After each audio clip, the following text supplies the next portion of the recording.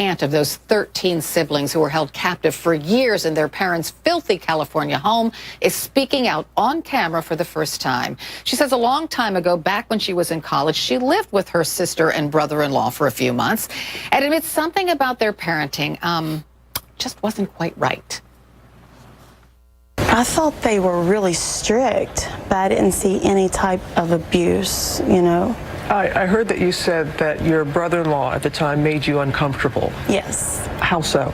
Well, like if I went to get in the shower, he would come in there while I was in there and watch me, and it was like a joke. Now that I'm an adult and I look back, I see things that I didn't see then. I've asked for 20 years to be able to Skype them. And I want them to know that they do have family that they love, whether they know us or not. I want you to have that love them. Police in California crediting that brave 17-year-old girl who escaped from captivity for saving her brothers and sisters. They say nobody from law enforcement or children's services had ever been called to the home. And what they found when they got there was horrifying. There was a very foul smell inside the residence. It was extremely dirty, and as we reported previously, many of the children were malnourished. If you can imagine being 17 years old and appearing to be a 10-year-old, being chained to a bed, being malnourished, and injuries associated with that, I would call that torture. With me now, retired FBI agent and law enforcement analyst James Gagliano and criminal defense attorney and former prosecutor for Riverside County's Child Abuse Unit, Ambrosio Rodriguez. Thanks to both of you for being with me. Ambrosio, I want to start with you because you've been connected to this county and this city, Paris, California. Why didn't anyone notice? I think the Turpins were very good at avoiding detection. I mean, Mr. Turpin is an educated man. I mean, obviously he had a plan. This, to me, is and I had a case very similar to this a long time ago. I mean, this was kind of a cult that he built, and he used his family to create a cult. There had to be some kind of dogma that he had in order to control them. Don't forget, there was only 2 parents involved. They had 13 children. They had to kind of install the abuse that went on for decades on the children one at a time.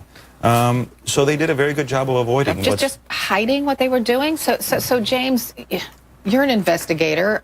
Is that possible?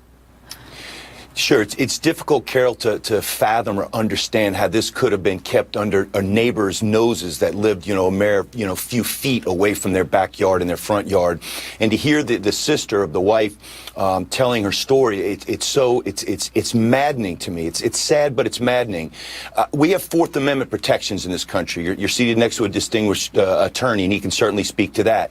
We're protected from unlawful searches and seizures, but there are mechanisms in place. And in a post-9/11 world, if you see something, say something is so important here. You could have called, in this instance, the sheriff's department, and there are many different ways that deputies or law enforcement investigators could have gained access under a pretext or a ruse to gather the probable cause, then to get a search warrant. It's absolutely maddening that those children were kept in those conditions for that long.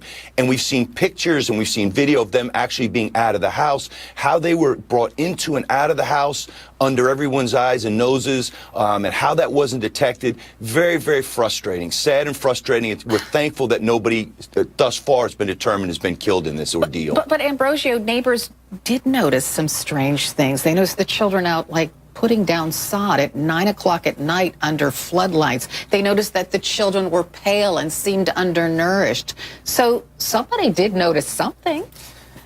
Yes, but not enough to call the police. I mean, look, we live at a time we don't really get to know our neighbors. Look, Paris, that community, most people there are new arrivals. This is a city that went through a big boom during the last housing boom, went through the kind of the center of all the bankruptcies. And so everybody was new, people that didn't really know each other, and we tend not to know our neighbors anymore.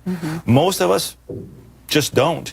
And it wasn't enough to call the police. People don't want to get involved. Okay, so there was suspicious behavior, but not enough. I do understand that. I want to focus on the sister-in-law and what she said this morning on Good Morning America. And I'll throw this question to you, James. So the sister-in-law said, yeah, when I was a drunk, my brother-in-law used to come in and watch me take a shower, and it was a joke. I'm sorry, if my brother-in-law came in and watched me take a shower, I'd be on the phone. Well, first of all, I would have a very serious conversation with my husband, and then I would probably call the police because that's not normal. And then the sister-in-law said that she was kept away from her sister's family for years with no contact. They noticed something was wrong. The level of depravity in this case, it is mind-numbing. It's stupefying, and I can only say this: I know it must pain the sister-in-law to now come forward and say these things. But again, in regards to reporting things like this, and I understand my esteemed colleague there, the views that sometimes people don't want to get involved, but there are protections in place. It's called anonymity, which can be afforded to them. Law enforcement and investigative teams have a number of different tools under pretext that somebody from CPS, from Child Protective Services, from a local sheriff's department, from the FBI that works crimes against children. This instance, we have 13 instances of that. Somebody could have at least gone and done a knock and talk, as we call. And then once that happened, maybe there was some evidence that they would have seen in plain view where they could have worked to gotten a search warrant, which would have required that probable cause. All right, I have to leave it there. Ambrosio Rodriguez, James Gagliano, thanks to both of you. Thank you. Thanks for having me. Right now, nearly 100 women who were